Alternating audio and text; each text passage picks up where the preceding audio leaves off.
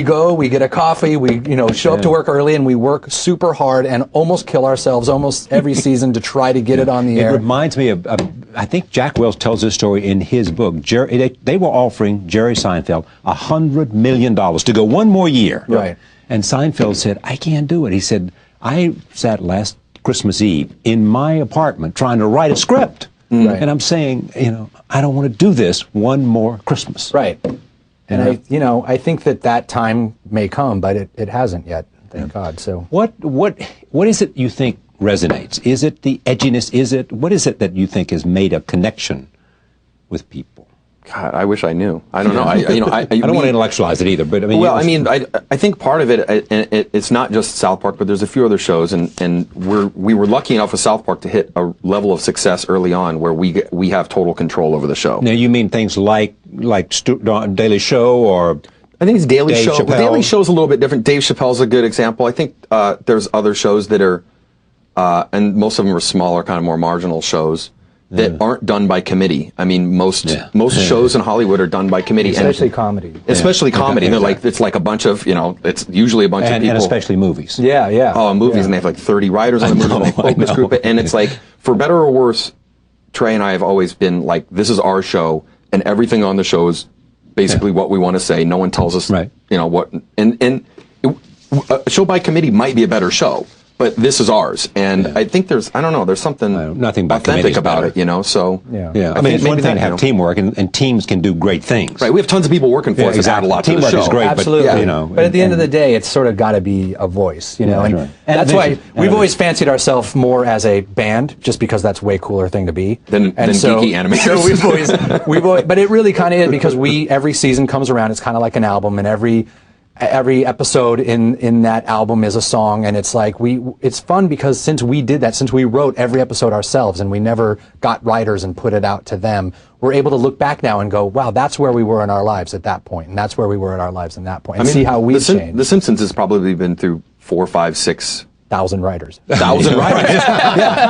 And writing teams and voices. And although there is a few guys who stick around and are at the top, it is the people working on the show today are not the same people who were working on the show 5, 6 years ago. And for a show like that, it has to be that way for us. Should I feel good that I've been both a character on The Simpsons and a character on South Park? Yes, absolutely. I think you should be super flattered. Makes you super cool.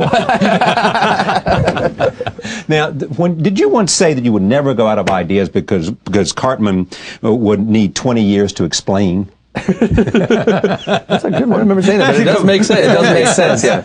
I didn't say it, but you'd be proud to say it. Yeah. It's funny because it's great. We're lucky enough that we've created a show where it's not about a family or a kid. It's about a town. Right. And in any given episode, we can focus on the teacher, or we can just focus on Cartman. We can just focus on the mailman. We can just focus on whatever we want.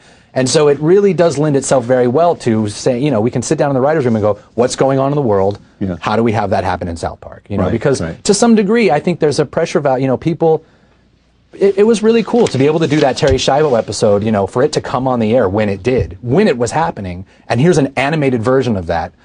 But the hard part that really goes into that is, at the end of the day, we do have to come up with what's our take on all this. What's our philosophy on this that's not just what everyone else is talking about. What's our point of view? Yeah, what's our point of view? And, our thought in that episode was, well, maybe she really wishes that all these people in the country weren't showing her image like this, and that sort of became the whole crux when you won the Emmy, that was a big thing for you?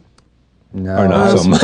Football was on, so I didn't go. I just say that. I wish. it sounds so like it sounds so. You didn't care. Ungrateful. Didn't care. Well, we've been nominated 5 times. Who did you have pick it up for you?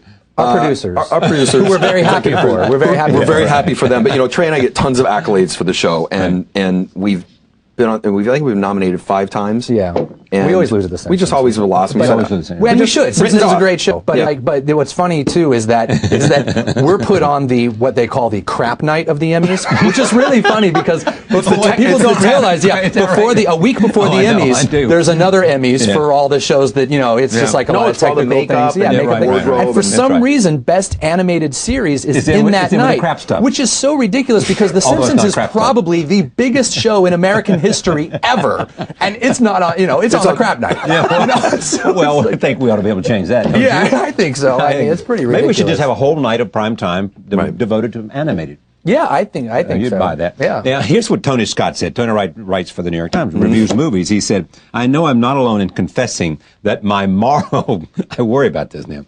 I worry that, he says, I know I'm not alone in confessing that my moral and ideological guides for the past half dozen years have included 4 foul-mouthed Colorado youngsters made out of torn construction paper. Without South Park, I would scarcely know what to think about issues like stem cell research, the Passion of the Christ, and the Pokemon craze. Right. Now, you are educating America. Yeah. Yes, we're trying to stay ahead of the New York Times.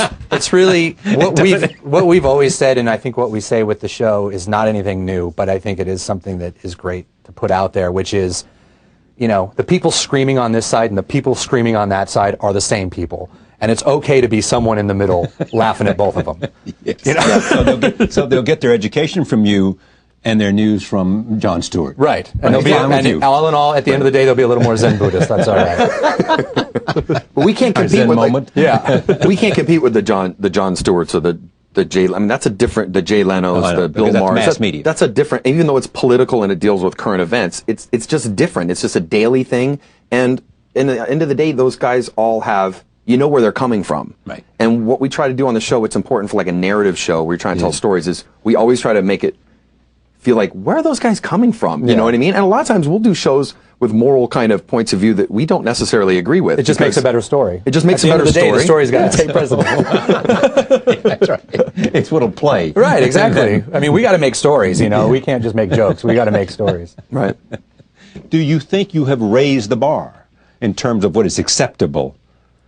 For sure. I mean, it's interesting because raising. We just I think we've lowered the bar. We did something to the bar, but it's really funny because it's been an interesting week for us because this week the South Park has gone out on syndication, which was a huge deal for us, obviously. But it's amazing because they're like, well, okay, now it's going out on all these other channels. Let's look at how much they have to cut out.